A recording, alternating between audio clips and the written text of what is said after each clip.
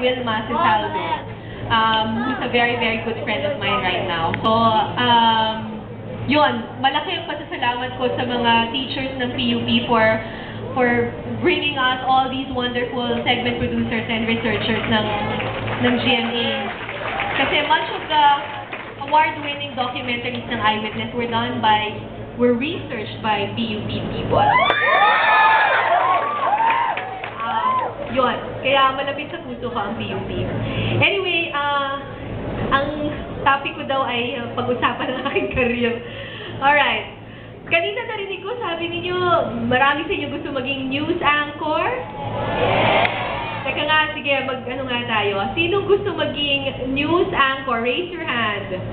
Okay. Sinong mas gustong maging TV reporter? Raise your hand. Alright. Okay. Sinong gustong maging researcher? Ay, hindi. Kailangan mamili ka ng isa.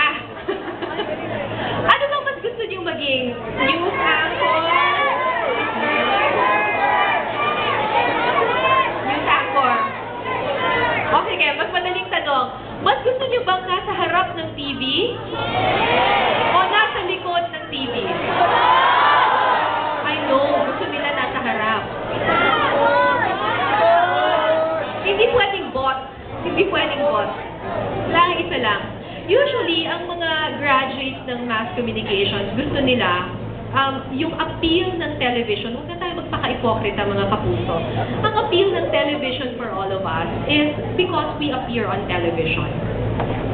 Alam mo yun? Parang, huwag na tayo magpaka-ipokrita. Of course, we all want to be on television. Kaya nga tayo nag-mass comm, di ba? We all want to be on television, on billboard.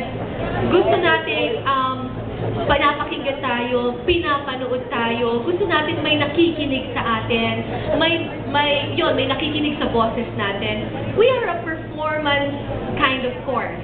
So, ang gusto talaga ng lahat is to appear on television.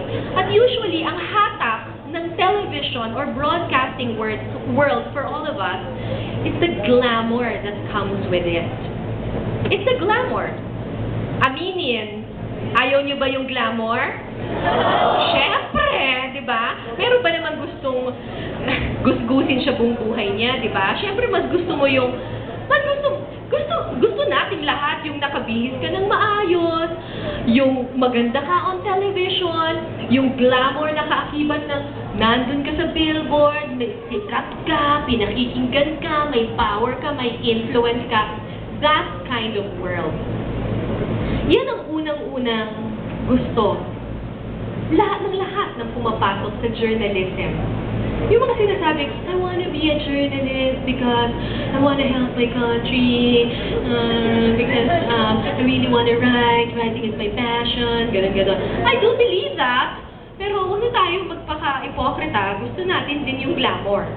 Hindi ba? Sino ba naman yung gustong nagsusulat na walang nagbabasa sa kanya?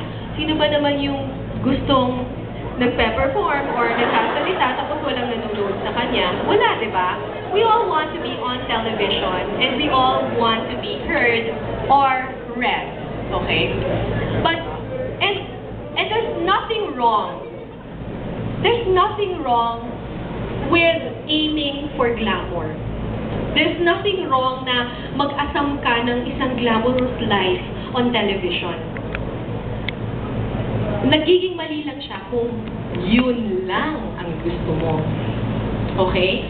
At nagiging mali lang siya kung akala mo ang glamorous world ng television ay makukuha mo ng isang ganon. Hindi. Lahat ng glamour, hi Francis! Sorry.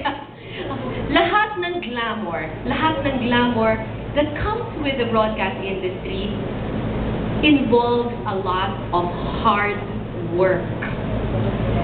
At dahil sa dami ng hard work, nakakalimutan mo ng glamorous ang mundong ginagalawan mo. So right now, I've been in the industry for 17 years. Okay? 17 years. Napakatagal ko na sa industriyang ito. And sabi nila, anchor ka na, glamorous ka na, whatever, whatever. Nakakalimutan ko na yung glamorous life. It's not glamorous at all. Dahil sa dami ng ginagawa mong trabaho at sa hirap na pinagdaanan mo. So, when people ask me, is TV life glamorous? Yeah, but I don't feel it anymore because more than the glamour is a lot of hard work. So kung ayaw ninyong magtrabaho at gusto nyo lang yung glamorous life, hindi sa inyo bagay ang media. Kung maganda ka naman, may talent ka naman, mag-artista ka.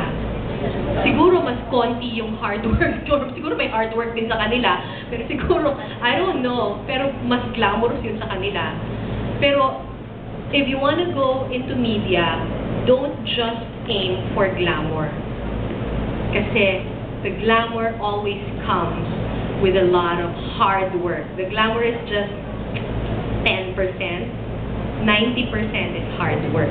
Real work. Okay?